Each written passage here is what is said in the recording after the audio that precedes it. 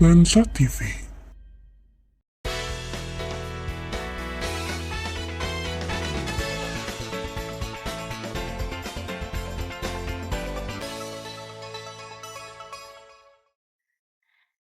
Selamat datang di podcast Z Karir bersama aku Fatin Salihah. Hari ini kita kedatangan tamu spesial loh. Di samping aku udah ada Kak Nuril Kusuma. Halo teman-temanku. Ya ampun. Siapa sih anak ilmu komunikasi yang nggak tahu Kak Nuril? Kak Nuril ini aktif di berbagai kegiatan kampus loh, dan juga aktif dalam mengunggah konten di berbagai media sosial. Kak Nuril, thanks banget ya udah mau datang hari ini. Aduh, sama-sama. Terima kasih juga for having me. Oh my God. Nah, sebelumnya boleh dong Kak kenalan dulu, atau akhir-akhir ini lagi sibuk apa nih? Oke, ya kenalin teman-teman. Aku Nuril Kusuma Saputra. Saputra ya, Saputra.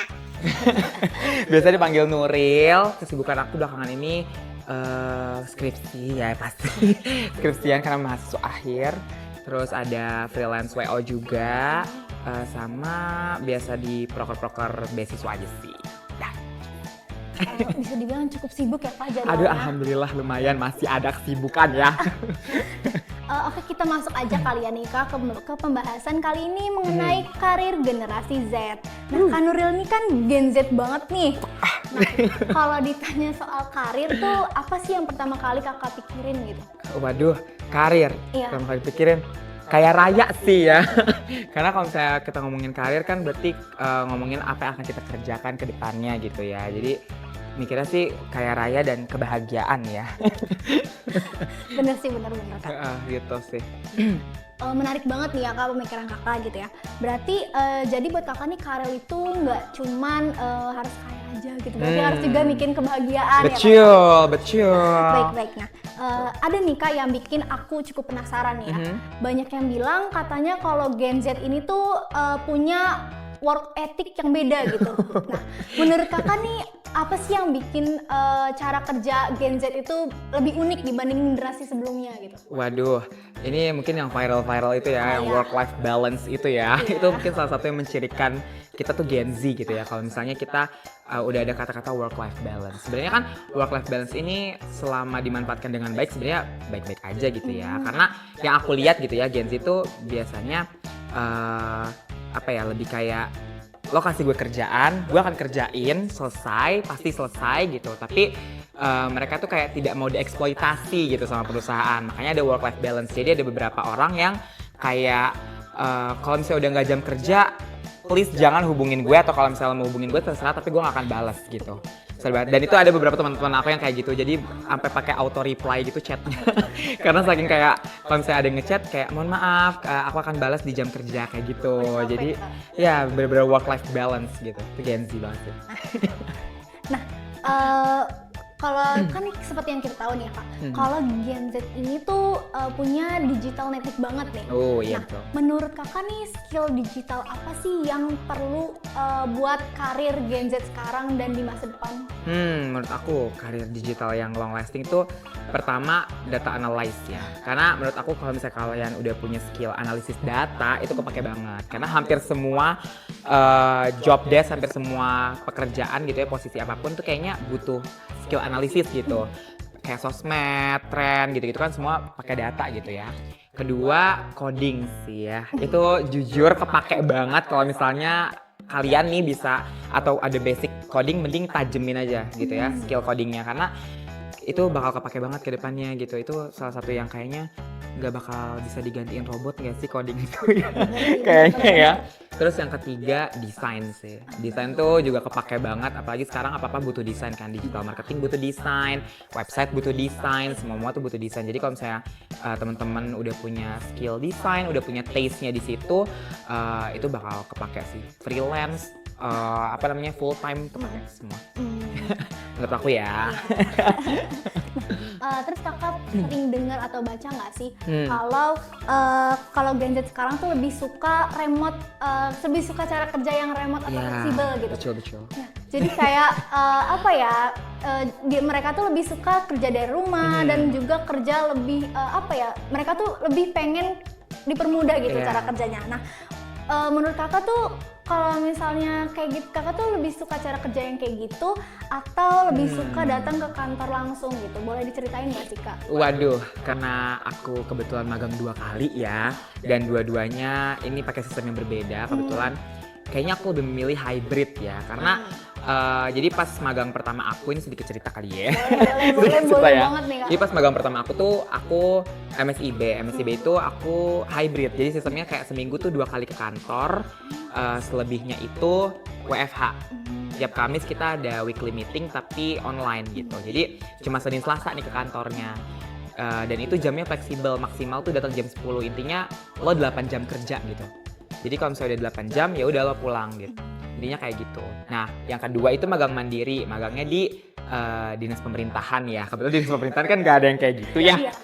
Jadi beneran full time gitu ya. Jadi Senin sampai Jumat masuk. Kayaknya better emang hybrid karena kalau hybrid tuh kayak lebih enjoy aja sih. Walaupun di rumah tuh kita masih ada kerjaan gitu. Tapi at least kita punya feel yang beda gitu karena kita bisa ngerjain di mana aja gitu. Misalnya kita sambil ngafe, kita sambil hangout sama teman-teman, walaupun hangoutnya sambil bawa-bawa kerjaan, tapi kan feel-nya beda gitu ya. Lo kerja di kantor di Jaksel, tiba-tiba Rabunya kerja di Bali kan beda ya, tetap enjoy gitu, enjoyin Bali gitu ya.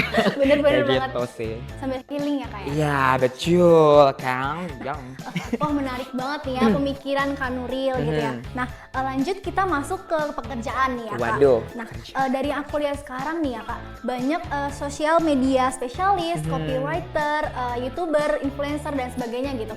Itu masuk ke ranah bidang industri media kreatif gitu ya.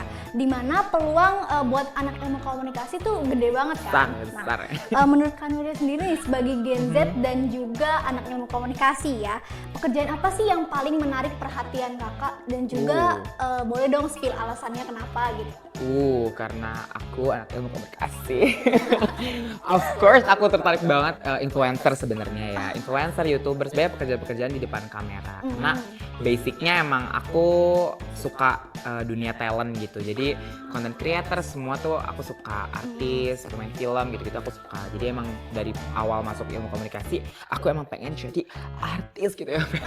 Aku emang mau membangun ketenaran ini gitu ya, di kampus, di luar kampus semuanya gitu. Cuma kalau misalnya selain selain jadi talent gitu ya, aku tertarik sebenarnya untuk kreatif TV gitu-gitu sih. Itu kayaknya seru gitu ya kalau misalnya acara-acara TV yang keluar-keluar kan kita ikut-ikut gitu ya. Bener banget. Itu sih paling. Keren banget nih ya Kak, udah punya target gitu ya. Aku amin, sama teman-teman nih bantu doa semoga cepet tercapai. Terima ya, kasih, Kak. amin, ya Allah, amin. Selain itu juga nih Kak, sebagai anak ilmu komunikasi kan lapangan pekerjaannya terbuka nih ya Kak. Nah, menurut kakak nih pekerjaan apa sih yang bakalan booming banget gitu di peminatnya di bidang dunia kreatif gitu? Pasti sosial media spesialis sih, itu udah kelihatan banget ya bibit-bibit kayak orang tuh kayak masuk ilmu komunikasi ditanya mau jadi apa sosmed spesialis gitu, atau enggak kayak misalnya penyiar radio gitu-gitu. Itu kayak talent skill tuh kayak juga ngehits banget gitu. Jadi paling itu sih sosmed spesialis, terus penyiar, MC itu juga, copywriter juga udah mulai booming.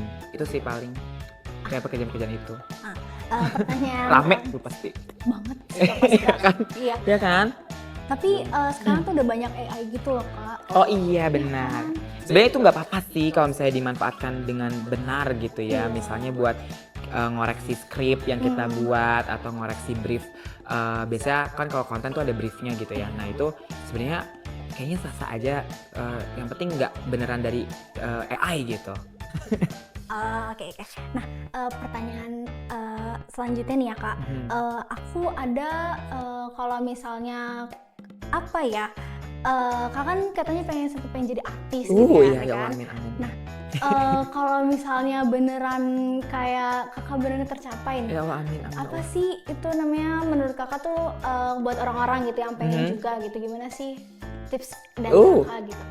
Sebenarnya mulainya yang paling pertama harus pede dulu sih, karena kan artis ini kan sebenarnya pekerjaan di depan kamera gitu ya. Ya berarti otomatis harus punya kepercayaan diri yang cukup besar gitu ya teman-teman. Jadi cara nge-build-nya sebenarnya ya pede aja gitu sama diri sendiri, kayak mulai coba-coba ala-ala selebgram gitu ya di story gitu, cerita-cerita aja kita, atau kayak misalnya punya barang baru review aja gitu di depan kamera gitu. Sebenarnya agak susah karena pasti banyak orang yang mikir kayak nanti orang-orang pasti nganggepnya gimana ya, pasti orang mikirnya gimana ya gitu, atau ada di DM masuk gitu kayak alay banget sih kayak gitu-gitu ya kan. Tapi sebenarnya ya nggak apa-apa gitu kan, alay kan kagak ngerugin orang ya say gitu, dan alay itu kan sebenarnya preferensi orang gitu ya. Maksudnya kalau misalnya kata orang A alay, kata orang B belum tentu gitu ya. Jadi maju aja gitu, toh engagementnya yang kita dapat juga buat kita sendiri ya, dia juga kagak ngerugiin kita sama sekali gitu. Jadi ya udahlah. Bener-bener. Pede aja. Terus juga nih Kak, kakak juga ngerangkap jadi influencer nih. Ya Allah, amin. Amin. Takut. Sering aktif juga kan di media sosial gitu. Ada nggak sih hal yang nggak mengenakan buat kakak gitu pribadi, entah dari komentar negatif atau apa gitu? Boleh dong Kak, Waduh. curhat Kak. Ya Allah gitu. Kebetulan ya image saya di sosmed nih agak berantakan gitu ya. Jadi saya juga nggak tahu kenapa gitu. Tapi kebetulan kalau misalnya komentar jahat, aku tuh sebenarnya sarang komentar jahat ya. Kayaknya semua komentar jahat tuh ada gitu di Instagramnya Nuril gitu. Jadi lebih kayak mungkin karena aku brandingnya kan agak beda gitu ya. Maksudnya aku punya personality yang beda gitu, gender expression aku beda. Jadi banyak orang-orang tuh yang nggak fit in gitu ke situ. Tapi ya mereka komen-komen aja gitu. Jadi cara nanggepinnya sebenarnya lebih kayak awalnya ada beberapa yang aku balas. Cuma kan kalau misalnya konten-konten yang naik gitu ya, itu kan komennya banyak gitu ya, dan itu selalu ada tiap hari tuh sampai sekarang ya. Ada aja gitu ya komen-komen gitu ya, jadi kayak lama-lama capek juga gitu ngebalas-balasin. Jadi kayak lebih kayak ya udahlah gitu, toh setiap orang tuh pasti punya pemikirannya masing-masing gitu, dan berpikir itu kan sebenarnya sah-sah aja gitu. Cuma paling kayak teman-teman harus bijak ya pakai sosmed gitu, karena itu nanti jejak digital gitu ya. Teman-teman ngata-ngatain Eke di Instagram Eke gitu ya, itu mah terserah ya teman-teman mau nge-build jejaknya jelek mah terserah, aku mah kasih ladang aja nih, silahkan gitu ya. Pahala gue banyak ini, ayo penggugur dosa gue gitu. ayo gitu, hujat aku. Nah, dari dampak negatif tadi kakak tuh gimana sih cara ininya, kan selain kayak udah biarin aja gitu ya. Nah, selain itu tuh ada nggak sih Kak cara nanggepin yang lain gitu? Sebenarnya aku tuh mikirnya kayak selama aku tidak merugikan gitu ya. Maksudnya aku bikin konten ada pasarnya juga toh. Tiap konten aku juga ada yang repost gitu ya. Jadi kan pasti ada yang relate berarti ya. Kalau ada yang repost. Jadi sebenarnya aku lebih fokus ke hal-hal baiknya aja sih. Karena selain hujatan yang berlimpah itu, sebenarnya masih banyak juga support dari orang-orang yang aku sayang gitu. Jadi aku tuh sempet yang kayak agak terpuruk gitu ya, kayak gimana ya, kenapa ya gitu. Tapi orang-orang support di samping aku yang kayak udah nggak apa-apa, udah jadi diri sendiri aja, nggak usah dengerin ABCD gitu. Toh lo juga nggak ngapa-ngapain, lo nggak bikin kesalahan apapun, maksudnya kesalahan yang memalukan semua orang atau kriminal or something like that gitu. Jadi ya udah maju aja sama yang lo punya gitu. Jadi ya udah kita pede aja. Bener sih Kak.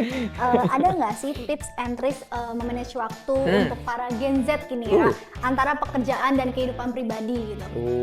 Kehidupan pribadi dan pekerjaan. Iya. Ya pekerjaan ya segala, kalau bisa gitu ya, kalau bisa ini mah sebenarnya kayaknya nggak bisa sih. Kalau misalnya pekerjaan ya cukup di tempat kerja aja gitu ya, maksudnya atau kayak selama jam kerja aja gitu. Selebihnya ya kalau misalnya udah lewat jam kerja ya itu sebenarnya waktu kamu gitu, karena kan kita juga manusia butuh istirahat ya. Jadi sebenarnya diciptakan jam kerja kan fungsinya untuk itu gitu ya.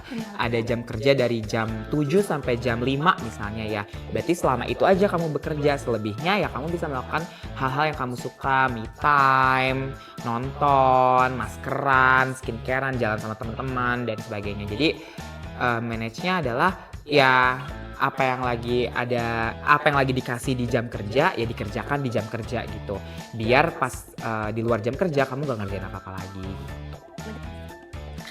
Wah, Ya Allah, gue bijak banget ya takut banget ya Allah gue.